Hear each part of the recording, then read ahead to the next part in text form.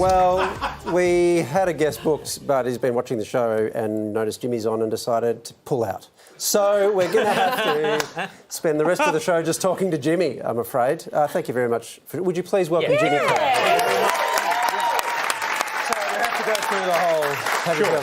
Let's talk about your tour. So you kicked off in Queensland. Yeah. Which is great. I'm not sure... Well, I warmed up in New Zealand, which is a lovely... It's a suburb of Australia. Yeah. So you go there first, the warm eastern up states, the gangs. Yes. Which part of Queensland were you in? I was in... where was that? I was Brisbane and Gold Coast. Gold Coast? Yeah. How was the Goldie? Gold Coast was great. Obviously, swimming is what you go to Brisbane for, the local pools. Yeah, that's the big thing. I believe, as well. Yeah, mainly urban. Yeah. Sure. Rock and roll. Yeah, it was great. I mean, it's all great. I sort of love being in Australia. I genuinely love it. And I kind of go everywhere on the tour. I think we're doing like 105 gigs this time. It's just everywhere. 105? Because it's nice to be here. It's winter back home. Yeah, it's awful back home. Every day here is a MILF. Well, 44 and hot. So you said it's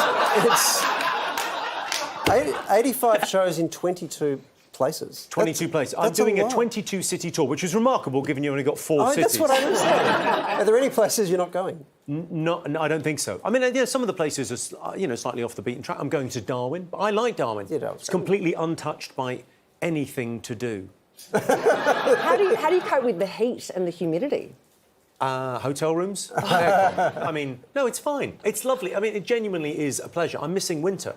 Yeah. It's great. And everyone's so upbeat here. Everyone's so positive. Like the whole Aussie thing. I mean, even when you say no, you give people hope. Nah. Yeah, nah. It's wonderful. Are you open for lunch? Yeah, nah. I do wonder what the most serious inquiry is that's been met with an Aussie. Yeah, nah. Doctor, you've been in surgery 8 hours. Is she going to make it? Yeah, nah. I was really surprised to read this because we just heard Phineas say he'd love to sample your laugh for one of his tracks. And you've actually done backup vocals for Ed Sheeran, right?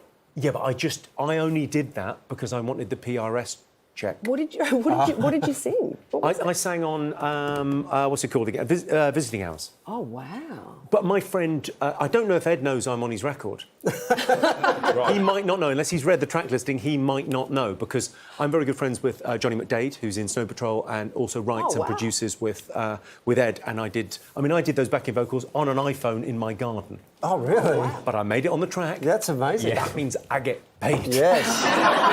So I'm looking forward, actually. He's out here touring. All the smart people are out here touring. Elton's just been... Yeah, because it's summertime here and it's glorious. Yeah. And there's loads of comics coming as well. So my friend Sarah Milligan's coming, Rob Brydon's coming. I saw Dave Chappelle yesterday. He's in town. Here, yeah, it's going to be amazing. And Melbourne Comedy Festival's coming up as well. I wanted to talk to you about Chappelle because you've kind of been quite vocal about kind of cancel culture in comedy. Yes, I've been cancelled. Yes, you've been cancelled. That's why How's it going?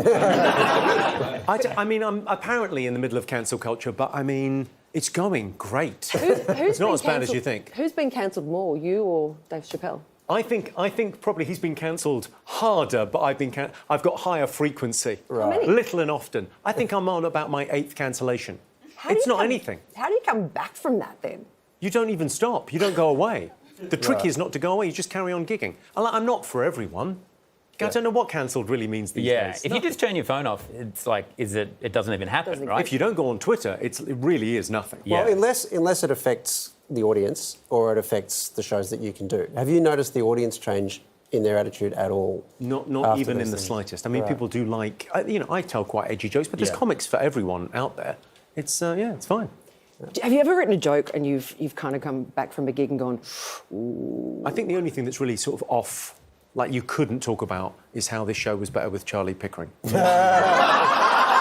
probably... Of all the people to reference... No, that would be back a long way. What's that, 7 years ago, Charlie Pickering used to be on this show. No, but I mean, this show used to be something, didn't it? Yeah. Wow. When that guy was on here, it was fire. Yeah. I agree. Looks like we're in the clear, Sam. We're fine. We're the newbies, but Pickering's the one that really held it together, it sounds like. Well, OK, guys, we can move on from this general topic. We have loved having you, and you can catch Jimmy Carr on his terribly funny tour right around the country until May. Ticket details are on our website. Please give it up for the one and only Jimmy Carr! Thanks for having me.